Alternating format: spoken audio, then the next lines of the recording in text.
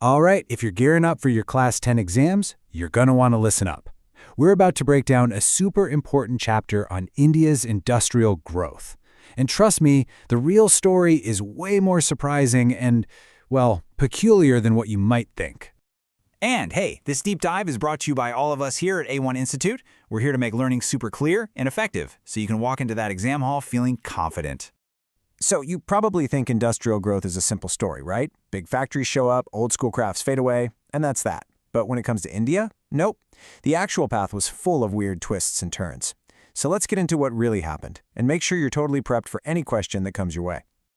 Okay, so here's our game plan. First, we'll look at who the main players were at the start. Then, we'll see how a huge political movement and, a world war completely changed everything. We'll also uncover this hidden giant of small-scale industry, and then we'll wrap it all up with the key points you need to remember. All right, let's set the scene. Back in the early 20th century, you had two very different groups trying to build India's industry. And believe me, they were playing on completely different fields. And this is where it gets really interesting. On one side, you had these big European managing agencies. They were the heavyweights, controlling huge exports like tea and coffee. Plus, they got land for super cheap from the colonial government. So what about the early Indian businessmen? Well, they knew they couldn't go head-to-head with cheap British imports, so they did something really smart. Instead of making cloth for India, they made coarse cotton yarn and sold it to weavers in China. They found a totally different market to avoid a fight they couldn't win. Pretty clever, right? But just when things seem to be settling into this pattern, bam! A massive political movement just erupts and basically flips the entire economic chessboard. And this timeline, you guys, this is a super important point for your exams.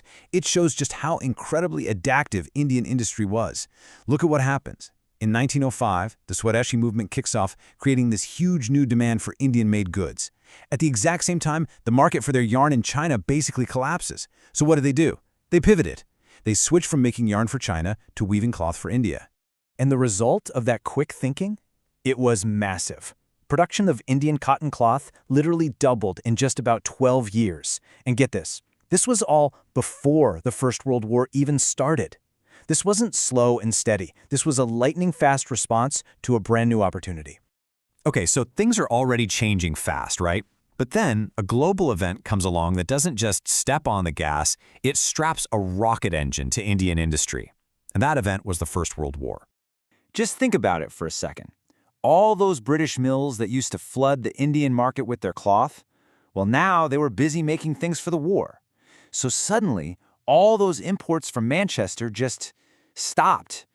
This created a huge vacuum, an enormous open market, and Indian mills had it all to themselves. But wait, it gets even better for them. Not only did they have the whole home market, but they were also asked to supply the war effort directly. All of a sudden, Indian factories were pumping out jute bags, army uniforms, tents, boots, you name it. New factories popped up everywhere, and the old ones were running 24/7. It was a boom like nobody had ever seen before. Now, it's so easy to just focus on these big, loud factories. But if we stop there, we're missing the single biggest part of the story, the real kind of hidden engine of the Indian economy. And this right here, this is the statistic you absolutely have to remember for your exam. I mean, look at these numbers from 1911. Only a tiny 5% of the industrial workforce was in those large factories. So where was everyone else? The other 95%? They were in small workshops and working from their own homes. That was the true backbone of the economy.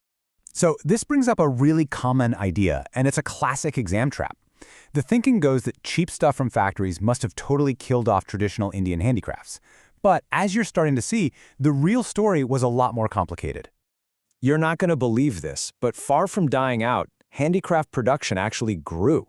In fact, between 1900 and 1940, handloom cloth production nearly trebled. So how is that even possible? How did the little guy, the small-scale weaver, not just survive, but actually do better? The answer, and this is so cool, was technology. Not giant, expensive factory machines, but small, clever innovations. Weavers started using tools like the fly shuttle. It's a simple mechanical device that let them work way faster and make wider cloth. They didn't turn into factories. They just got smarter and more efficient, which let them compete and win. Okay, let's bring it all home. To absolutely nail this topic on your exam, you just need to clearly remember the 3 peculiarities, the three big things that made this period of growth so unique. Remember these three things. Number 1, strategic niche. Indian industry started not by fighting, but by finding a clever gap in the market. Number 2, external catalysts. Growth was put on hyperdrive by a political movement and a world war. And number 3, small-scale dominance. Don't just think about the big factories. The real story was the massive, innovative small-scale sector. And that's it, the fascinating and peculiar story of India's industrial growth. To really master this entire chapter, make sure you check out the other explainers on our channel. We'll get you fully prepared. Hey, if this explainer helped you, it would mean the world to us if you'd hit that like button, share it with your friends, and definitely subscribe to the A1 Institute channel. For admissions, notes, or any guidance from us at A1 Institute, all the contact info you need is right there in the description below. Thanks for watching, and good luck with your studies.